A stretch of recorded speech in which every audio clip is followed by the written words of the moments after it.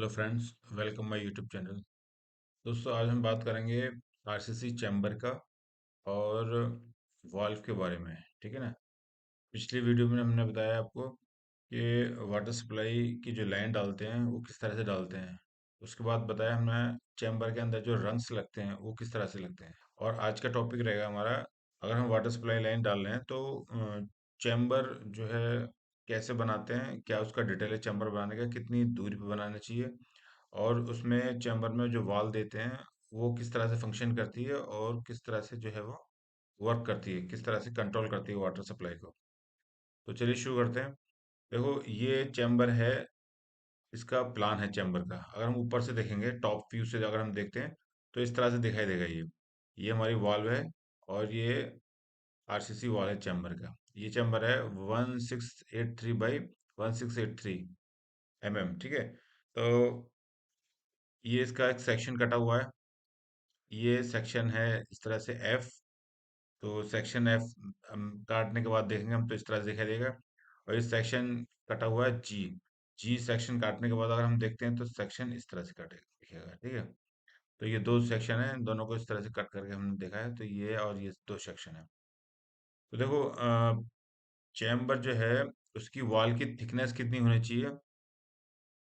देखो, वॉल की थिकनेस है, अब मेजर कर लेते हैं। वॉल की थिकनेस, ये देखो, ये वॉल की थिकनेस है। इसको अगर मैं बड़ा करूं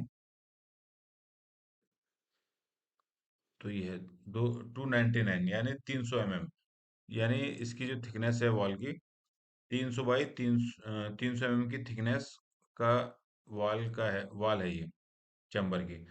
और कवर देखो, ये हमारा कवर है 900 mm by 900 mm S D air tight गैटिक कवर। ठीक है।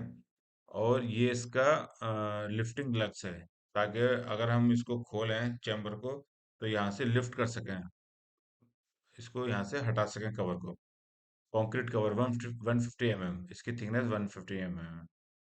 देखो, यहाँ से अगर हम वाटर सप्लाई लाइन लेके जा रहे हैं यहाँ से, और यहाँ पर हम वाल देंगे और फिर उसके बाद में पाइप को हम इसको जो है थ्रू लेके जाएंगे। तो यहाँ पे जो जो वाल के अंदर में इसका जो डिटेल है, ये filled with jute and coal tar at the ends. यानी पाइप हम चला जाएगा तो इसकी लीकेज कैसे बंद करेंगे, वो कोल तार से हमें बंद करना है। इसको यहाँ से ऊपर से भी नीचे से भी दोनों तरफ से कोल तार से बंद करना है। पाइप जब ऐसे जाएगा तो वाल्व थोड़ा सा लिफ्ट होगी, यानी इसके बॉटम से थोड़ा ऊपर लगेगी वाल्व। तो पाइप को हम सपोर्ट दे देंगे आरसीसी। ये छोटा सा टो वाल बना दिया हमने, आरसीसी टो वाल पे सपोर्ट देंगे ताकि ये पाइप बेंड ना हो। इधर से लोड आएगा तो ये बेंड होगा, तो बेंड ना हो इधर से।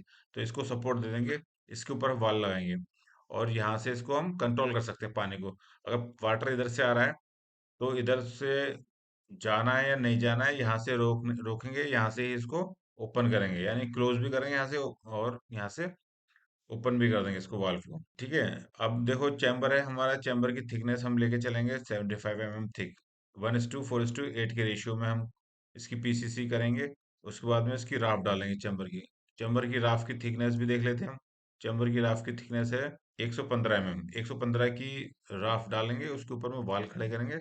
उसके ऊपर में ये इसको कवर से इसको ढक देंगे और यहाँ पर वाल लगा देंगे कंट्रोल करने के लिए।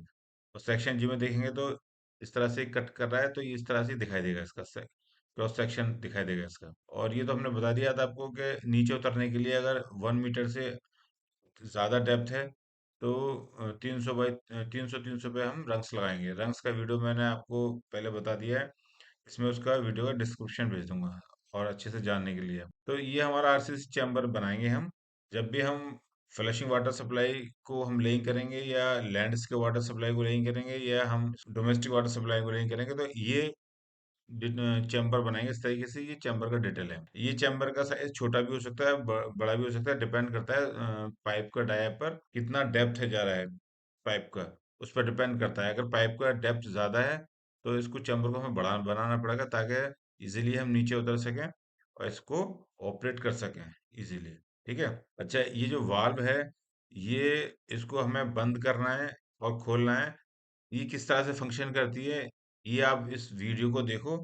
वीडियो को देखने के बाद में को पता चलेगा किस तरह से ये पानी यहाँ से कंट्रोल होता है और पानी यहाँ से रिलीज होता है, ठीक है। तो आई होप, मैं उम्मीद करता हूँ आपको ये वीडियो अच्छा लगा होगा। सबसे पहले आप ये वीडियो देखो आप। In this video, we're going to look at the gate valve. The gate valve is quite interesting because it's one of the most common types of valve and it's also one of the simplest. So let's take a cross section so we can actually have a look at the insides of the valve. So here we have a gate valve. I'll push the play button and then we can watch the gate valve operating or actuating. So now it's in the closed position and it's moving up to the open position.